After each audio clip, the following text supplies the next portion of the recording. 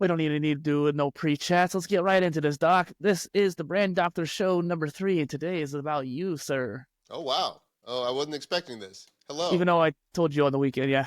Yeah, but I didn't really think we were going to do it. So, Oh, no, I think it's interesting because, I don't know, I got this idea from the thumbnail, so this might be an interesting topic to get into. But the first thumbnail, I had you on this side and me right here. The second thumbnail, I flip-flopped it.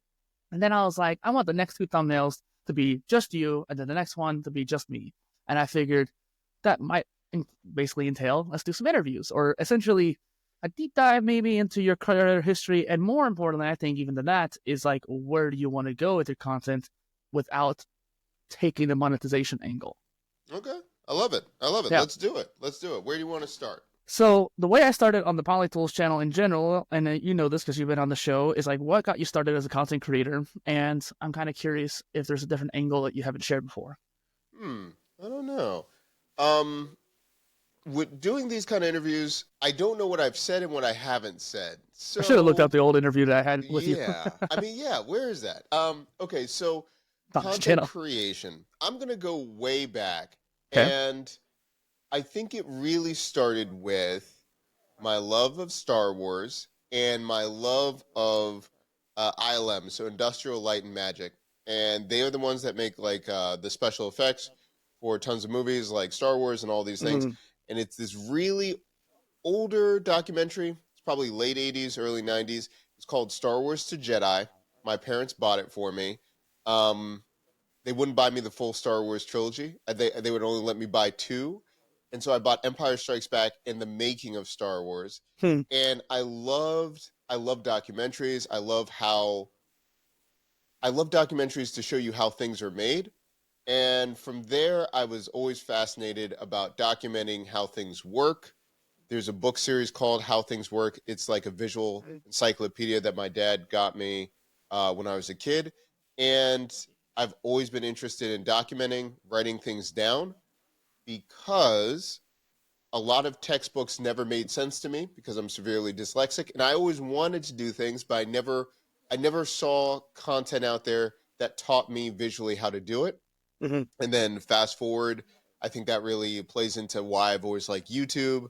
I'm always looking up how to do things from people on YouTube, and I really think that was my path why I started creating things.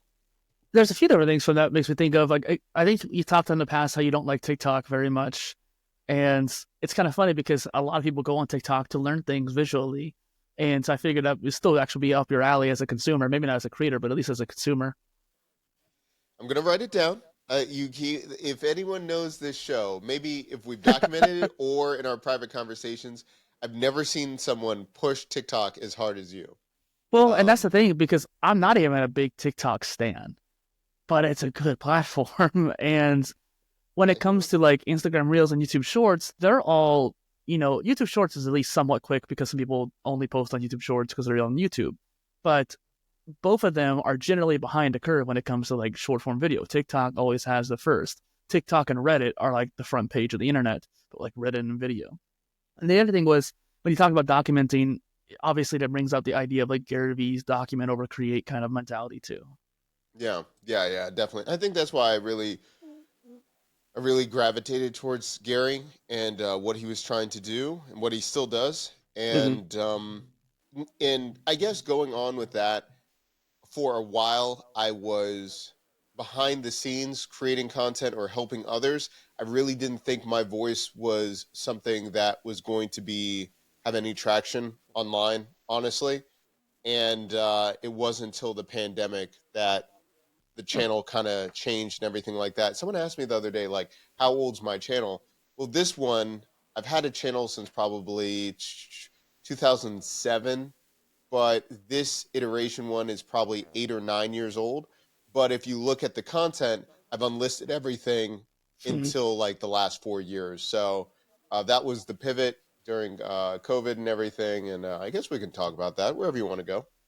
Well, I've always been, I think we've had this conversation before. I've always been kind of the mindset of like not deleting or not unlisting stuff because that's part of your history. There is the kind of point of like SEO and trying to focus on just a new niche, but I also see it as like every single video is a door to your content. And even if they find you for topic A, they can still stay for topic B, even if that's not why they found you. Yeah, yeah. I agree to a certain extent.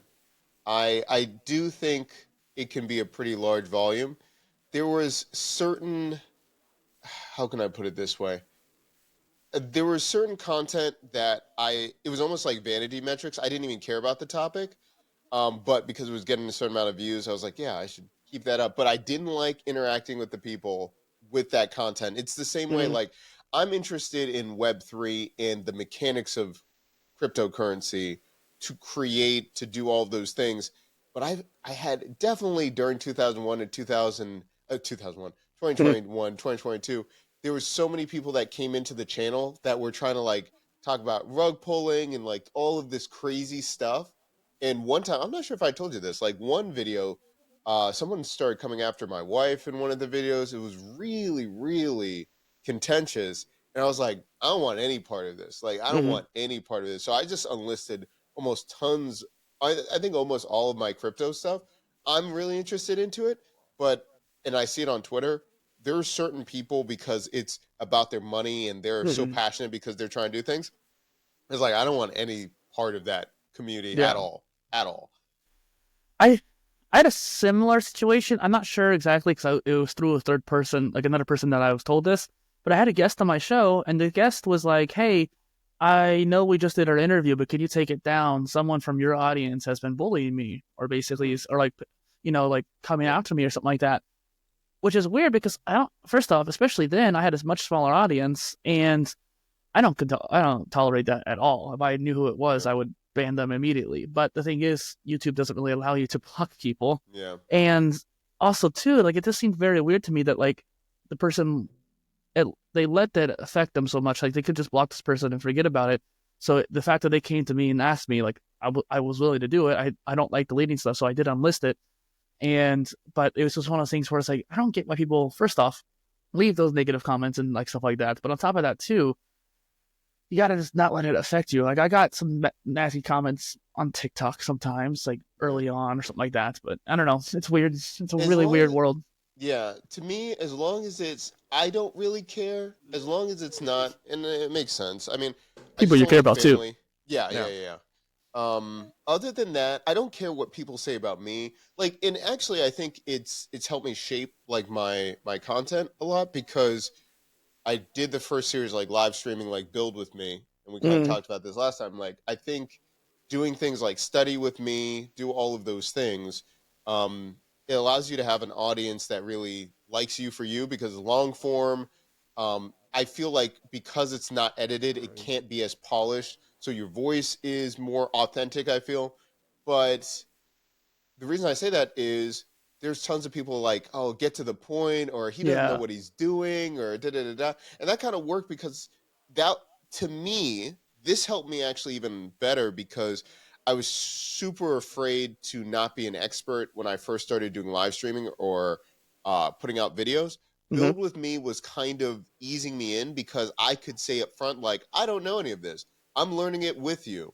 And that kind of helped with the audience and like we're just here for vibes. We're gonna explore these things, and I think that's a great way for people to get started. At least it helped me.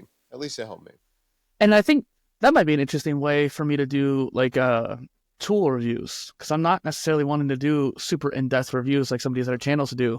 I want to just give like here's my first impressions, here's what my gut take is because of like all this different stuff. Also, speaking of like stream with me, did you see what I did yesterday? I No, what's going on here? What'd sent you it in do? the chat. So I did a live stream while I blogged. Nice, nice, nice, nice. I will be taking a look at this. Thank you. There wasn't much going on, and I didn't really talk very much. But there was no. I think I only got a couple of viewers anyway, so it's not a big deal. Still great. It doesn't matter. Listen, you're And going guess what I out used there. to do it?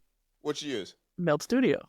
Okay. Speaking of which, can we say this? I was gonna bust you up on Twitter rather. So you said there was something that wasn't intuitive about it, but wait Yeah. a minute. Someone's like, wait a minute, this is obvious. I was like, see, you see how it feels?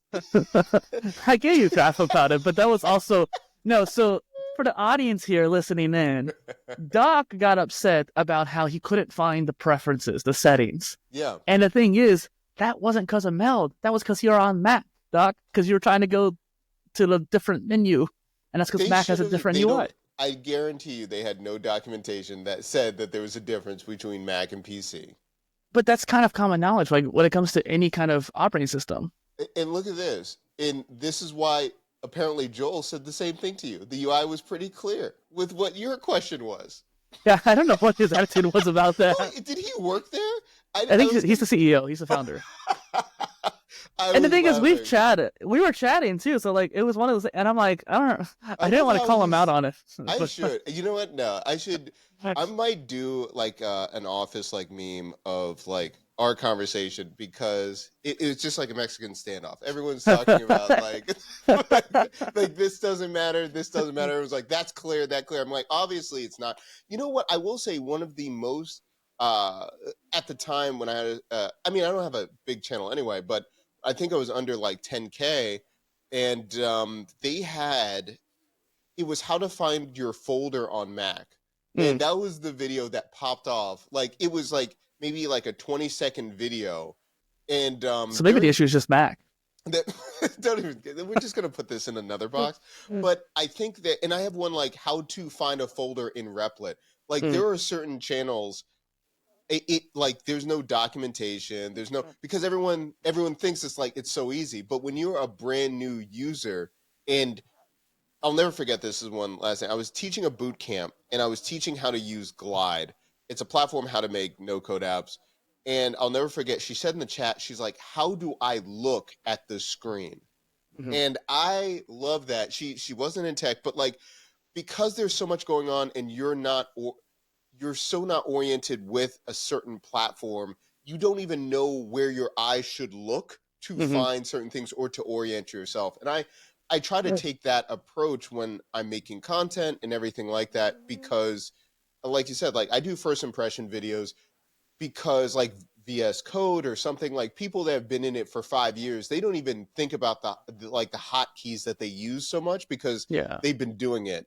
So yeah, that's basically my content strategy and documenting what's interesting to me. Well, and it makes me think about just like the value of someone like you in the no-code space, someone like me in the content repurposing space, basically just saying like, hey, this is my opinion on it based on like, I've been in this space for years and years and years. I've used so many different tools. This is what my first impressions are like because like, hey, I've had experience with other tools that are good and other tools that are bad. It also kind of makes me think like, you really should be tool agnostic. I used to be like a big Riverside stan, but after, getting ghosted by them, stuff like that, we're still using Riverside from time to time because it's still useful. But I moved over to Podcastle for my interviews. And I think too, like when it comes to content repurposing, I stand by OpusClip.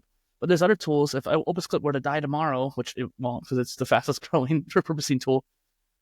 But if they die tomorrow, there's Descripts. There's like 60 other clones out there. None of them are that as good, but it'll still do the trick, I think. Yeah, no, I agree with you. And I love, and I mean, this is a whole other maybe topic to go down. I love how many niche communities can be on YouTube, and like they can have 100,000, they can have 1 million, and you're like, I've never even heard of this. I don't even know what this topic is about. I love communities. I love watching fandom and fanatics on a very specific thing. So that's why I watch Twitch, and that's why I watch League of Legends. I don't play it. I mean, I went to the League of Legends World Tournament, but I love seeing people obsessed with a topic. You should see me play Apex. Yeah. Oh my goodness. It's yeah. So who did I always see? Like Nick Merckx used to do that for a long time. Yeah, I just love seeing people obsessed and going crazy. That's why Dustin couldn't come to this thing because he was in a ranked match. Don't you dare! I was here. No, you weren't. You were not here. That's why I went into the ranked match. You weren't here. For context, folks, I waited 15 minutes before I switched off. But we're here now. We're here now. What's the next question? Where are you going? We're always throwing salt at each other, Doc.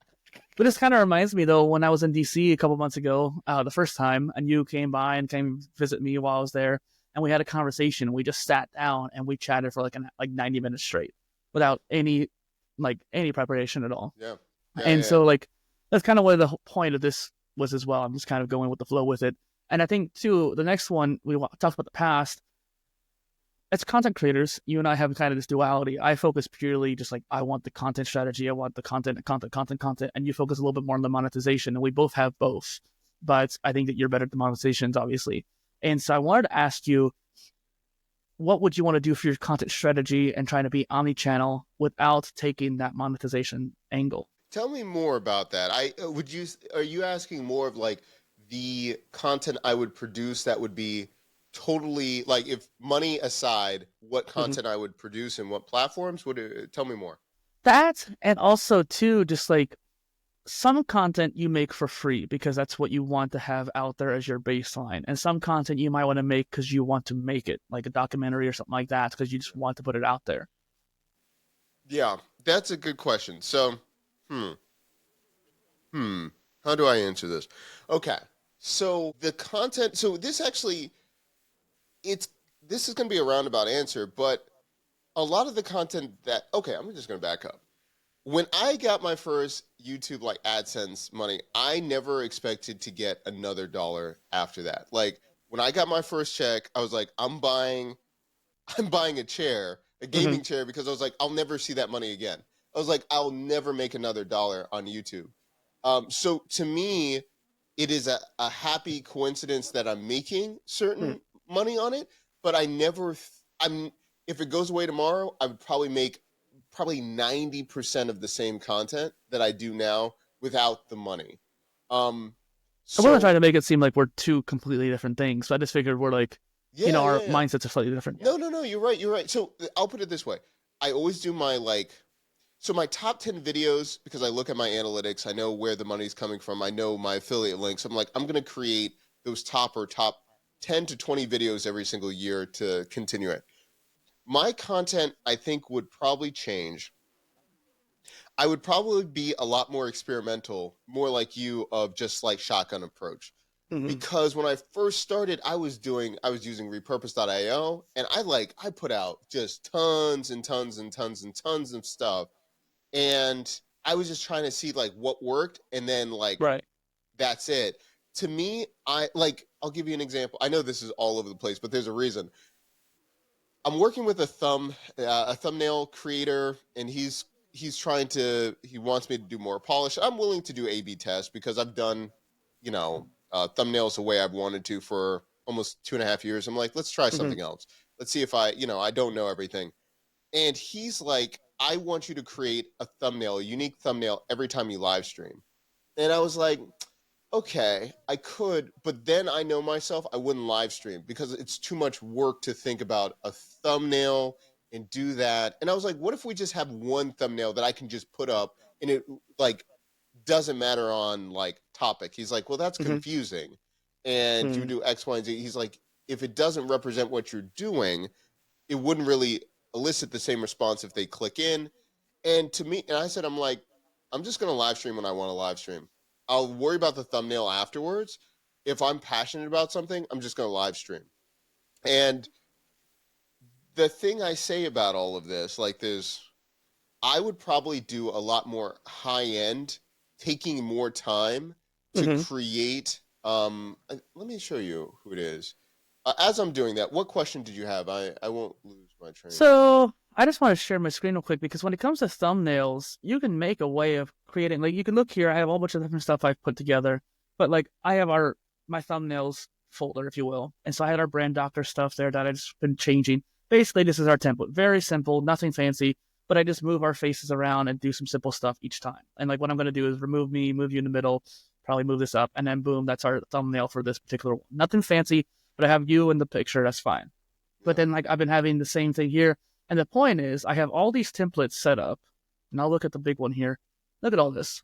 I have all Yeah. these templates that I can go into and just make a thumbnail if I needed to. Like you can see down here, that's what I was doing down here. I copied the style and repeated it. And so what you could do is like what I do down here for the PolyTools channel, where you just have 12 different thumbnails that you have for different particular circumstances. And then whenever you are creating a live stream, you just quickly go into Canva, make a quick image based on what the topic is. Just add one little icon of that new topic, and then boom, you're set. I like that. I like that. Um, maybe maybe that's a whole other episode that I'm going to need to do. Yeah, we could do a thumbnail episode. Yeah, maybe just having it in the tank to have it for it. What's that guy? Patty Galloway. Yeah. I don't know how there's so much useless things in my head, and then there's okay. So there's a reason I'm gonna share my screen because I think this will make sense. I'm gonna do like the version and then what YouTube like. Mm. Let me do this. Present. No. Let's get my life together. There. That's a lot of work. I know. Here we go. Okay. So I'm not sure if you've seen this channel. Have you seen him? Mm-mm. Like Hugh? So he does these documentaries that are really fascinating. It's almost like half is like B-roll, half is also like High-end animation. Yeah, and I love it. This is what I would probably do, deep diving in businesses, how people became famous or how people launched their business. I would do this in this style.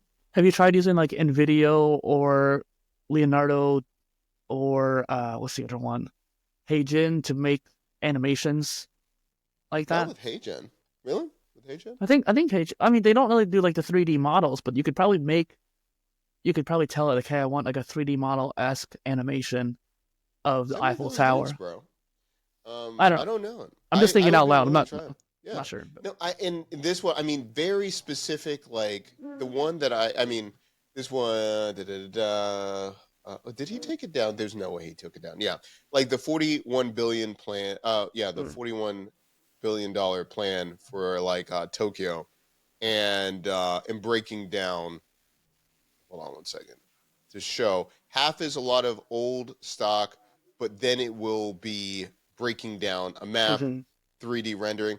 If I had the time, this is what I would aspire to do. This is what I would aspire to do. It's like semi-documentary in a way. Yeah. And to me, it would be a mixture of how Patty actually, I feel like, really popped off. He doesn't really do videos that much anymore, to tell you the truth, now that he does all of his coaching. But like how he was... His latest one was 2 years ago. Yeah. I mean, That's he crazy. doesn't do anything. I mean, but it was reverse engineer, like how they got big on YouTube. That's what I would do for business. So it's a mixture. If you've heard of like My First Million, I like how they talk about it, but they don't deep dive into like things like this. I would do mini docs like that. And yeah, I like that. I think I have to, for me, I'm trying to learn the skills to get to that point to do that. But like, that's what, if my content, like bar none, just had time, that's what I would do. That's what I wonder if there's ways, that's why I mentioned the page and stuff like that. Cause like just basically any of these video creation tools with AI, I figured could at least get you part of the way there. But the other idea was like Microsoft Flight Simulator, for example, has such a realistic, like one-to-one visualization of the globe.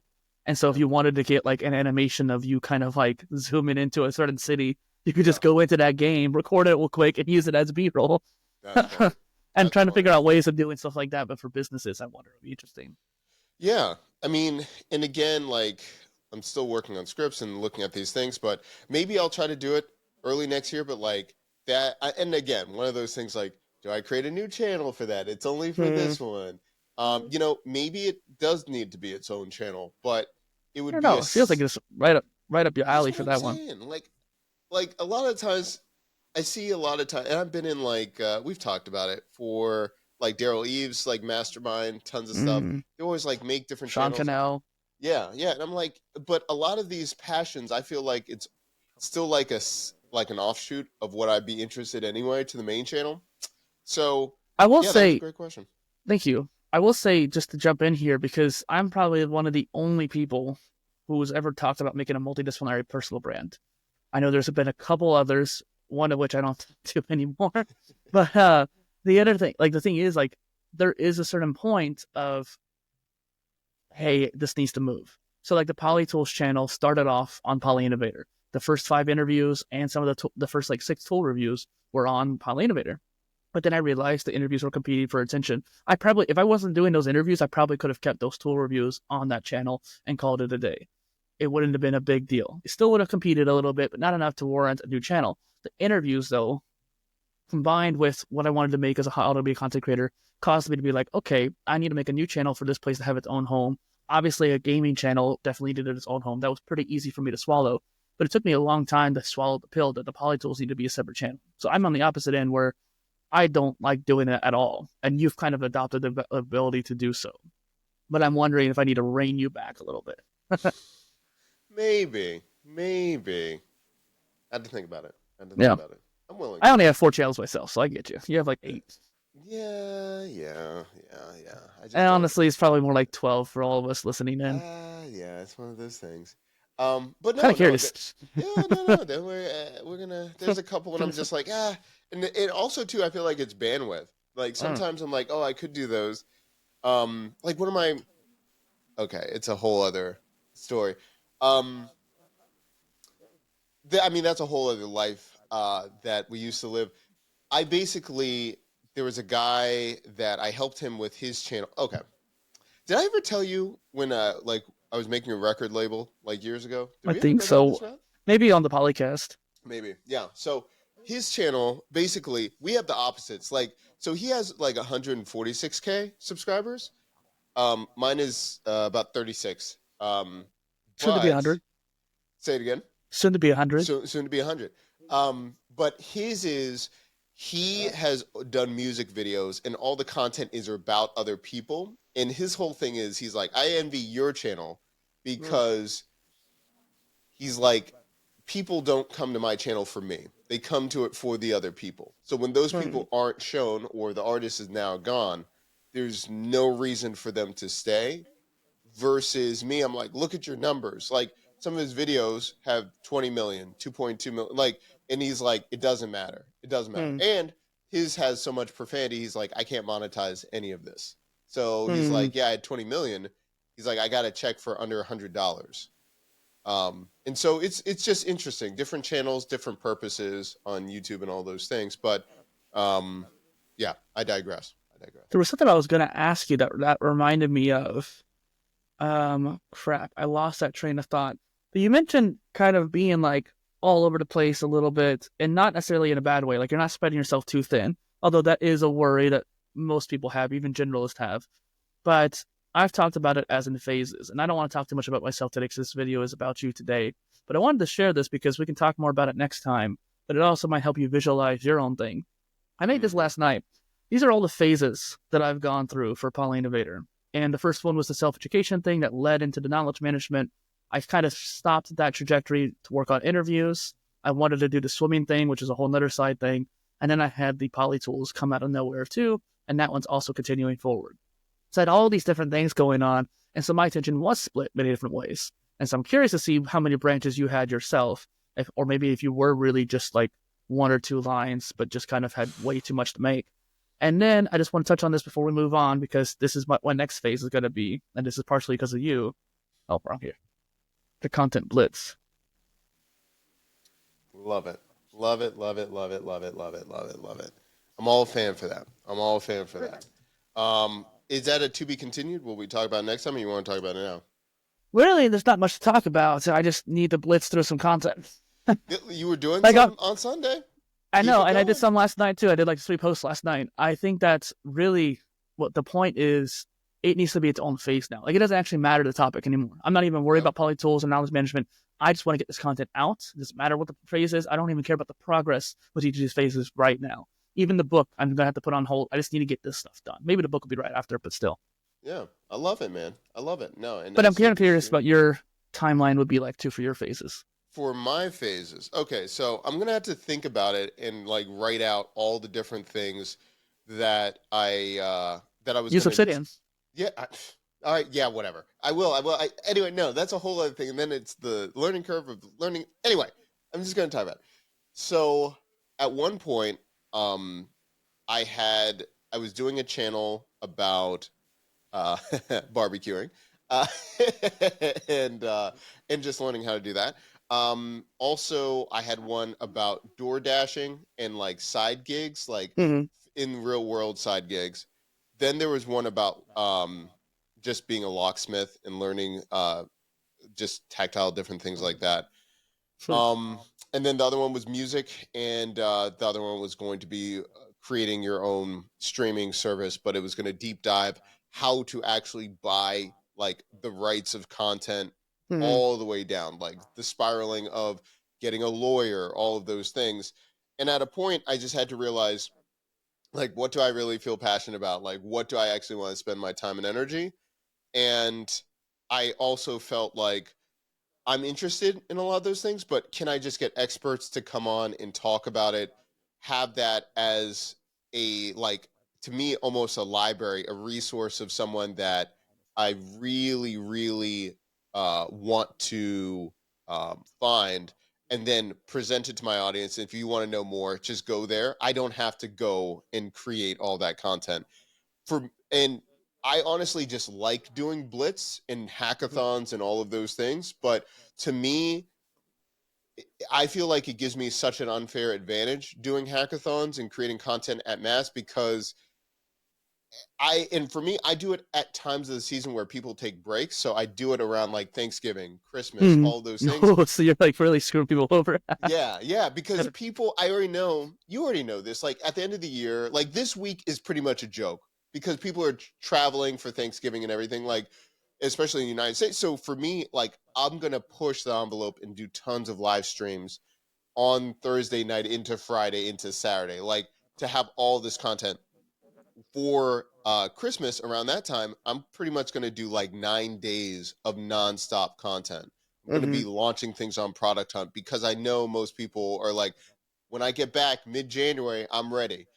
I'll already But be yeah. so far ahead, you know? So to me, it's almost just like a mental thing for me to like push through. But also too, I work in spurts because I don't feel creative all the time. So it Yeah. allows me to recharge and do my batching on Sundays, and like when I feel motivated to just go really crazy into content, excuse me, creation, and then that's it. So yeah, The real that's thing what I do. to note there too is like for anyone listening in, if you do that, make sure you schedule things out. Don't just post it all at once. In some Yeah. cases, it's fine to post it all at once, but it kind of reminded me. I don't know if you remember this blitz that I did, Doc, but I think it was at the end of 2020 or the end of 2021, probably 2020. I was doing so many interviews that I had to post 40 in basically like 35 days, Oh yeah. Yeah, I forgot about and that. I did a whole blitz of it, like and it kind of sucked because Repurpose.io actually collapsed under that and broke on me, but I was able to fix it later on, at least a couple months later. And yeah, but it was interesting how that really was a big burst of just putting out content. Yeah. Yeah, no, I mean, I think it works, and again, I think especially if you're just learning something, you'll it's like a kid. I feel like when you're learning something for the first time and you're just asking questions or documenting, Mm-hmm. those questions probably you'll never rethink of them because you'll have the learning already, and it can help so many people right off the bat. And so like me, I'm working with low code engineers, and like everyone is a stud there with using Airtable. I'm not.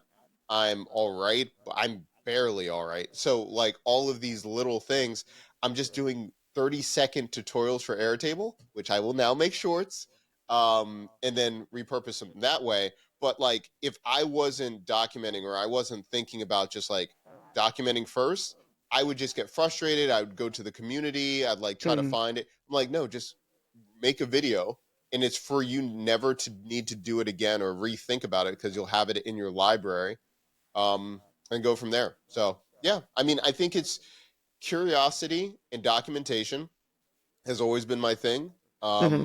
And now YouTube just gives me the opportunity to lean into that curiosity. Like going back to the kind of blitz kind of thing too, in your live streams. I'm trying to get Roberto Blake to come talk to me about this, and I would be really curious to see if all three of us together how that would turn out. Because you, me, and him would be just Uh, that would be an interesting that's too video. much, too It's much, too, too it's much too much, energy. but it might be worth it to be honest. I'm just saying.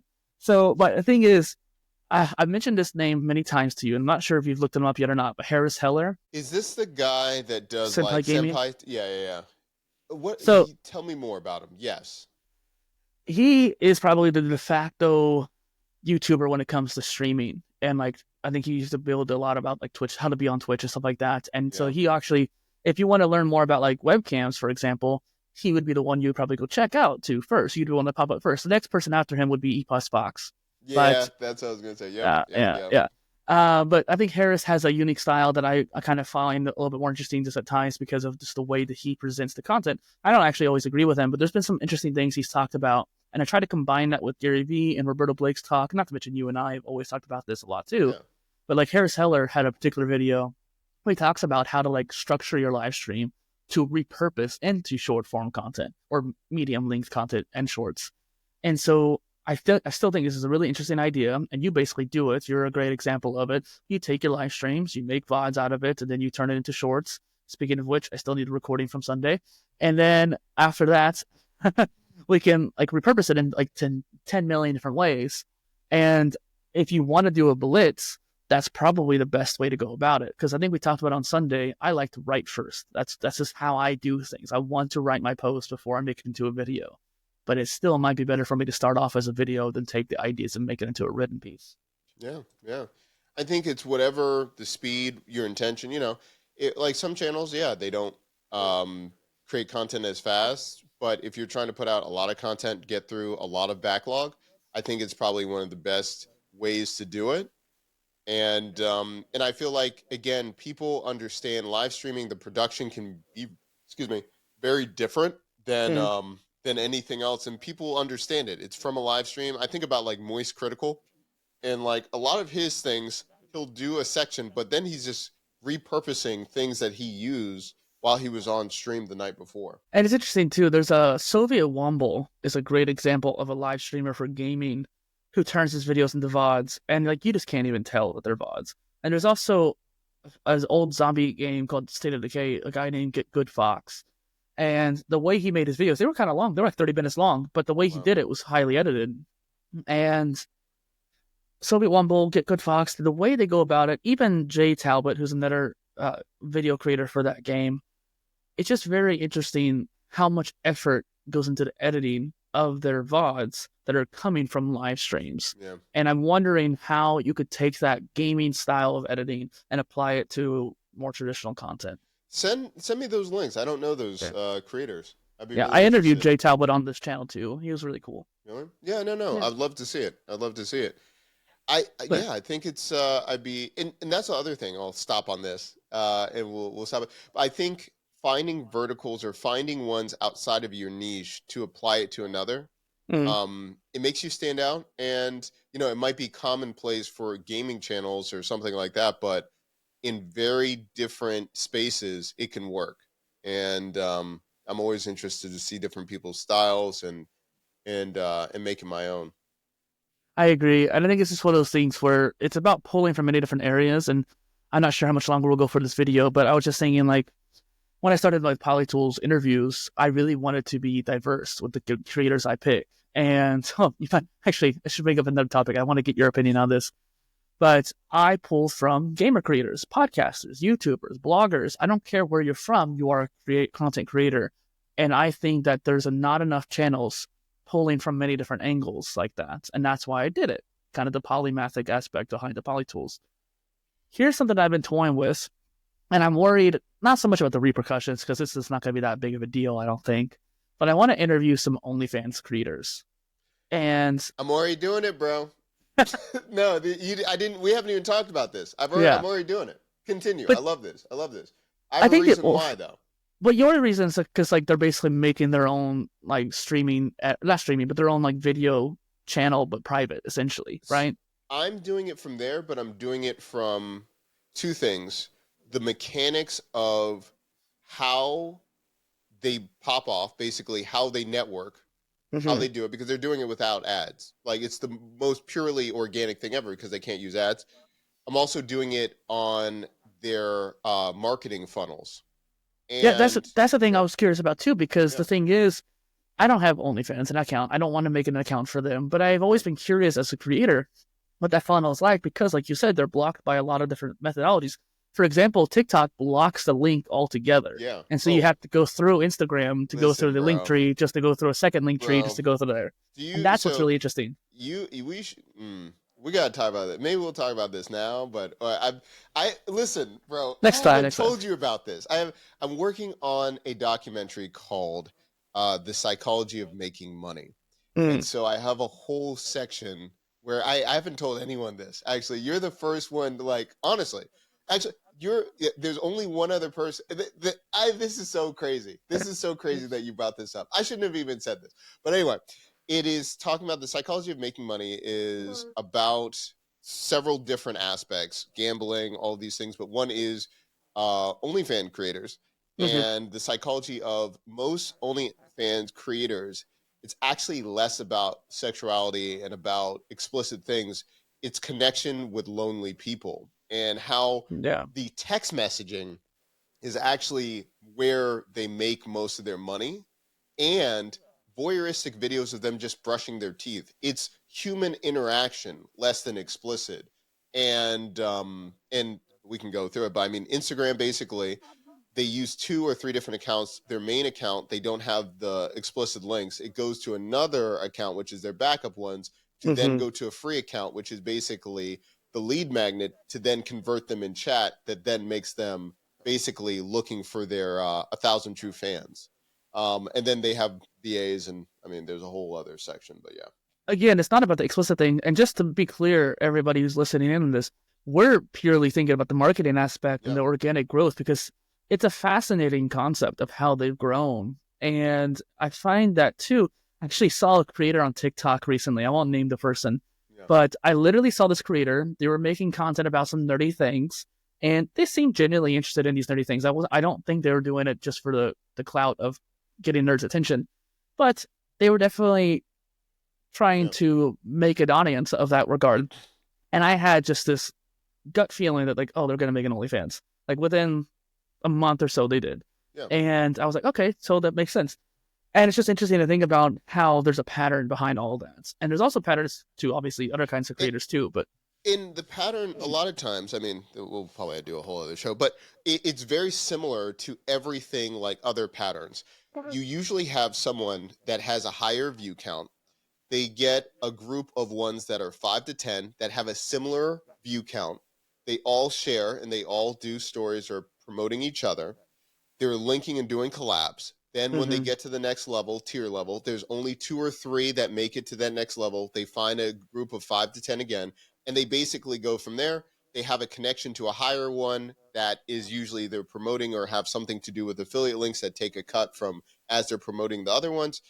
So it's a series of like affiliates and content creators that are focusing on a very target audience, and then they go from there. And also, to a lot of them that just have no lives because they're in the marketing game, so in it, because it's so organic. It is also interesting to maybe talk about this the next time, but I keep sharing about how, like, there's a lot of organizations that are basically controlling these OnlyFans accounts. It's not even the person themselves, and they're doing like a whole bunch of chats. Like, they have like 15 guys in a call center doing the chats for them. And you'll see that it's usually ones that either they're really young and they just got a bag, and basically they got these huge contracts. And like, you've seen it probably on YouTube and a bunch of other things. They'll speak out after the contract's cut. They're just basically farming the accounts. So yes, you'll see that usually when they're younger, under 21, something like that. Or really big too, it seems like. Yeah. And then you'll see, I mean, just look at the numbers. I mean, I think I saw it on Twitter. They were showing how much OnlyFans has made versus the NBA. It's a ridiculous ecosystem. But it depends on how big the account is. Usually the brand or the person that they're, personal brand that they're using. But there are tons that are organic and they're just doing it themselves and everything like that. Have you heard of Floatplane? Oh, I tried to get on there, but I wasn't big enough. Maybe you would be big enough. Essentially, Linus Tech Tips' company, Linus Media Group, they created a streaming platform called Floatplane, where instead of having like Uscreen or something like that, you could have a platform where it's kind of like Interesting. Nebula in a Yeah. way. Yeah, it's like But yeah, but given your digital tech background and you're a much bigger size than I am, maybe you can actually get on there and then you could actually get paid for memberships there. Let's see. I'll take a look. There's also, I sent it to you on Twitter, but there's also a idea I had for you too. Crap, what was it?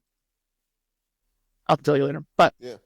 the idea is just like, keep cranking things out. And I'm glad we had this chat today. I don't know if you had anything else you wanted to chat about before we wrapped up. I think this is probably part one of a series. I like this. Can't wait to talk to you about what you're doing to continue next week. But this is awesome, man. This got me thinking. I might even just do more videos about me learning how to do documentaries and the tech behind it anyway. So yeah, my mindset's always create more. Yeah, it's true. Thanks, man. I appreciate thanks for the conversation, man. Yeah, cheers.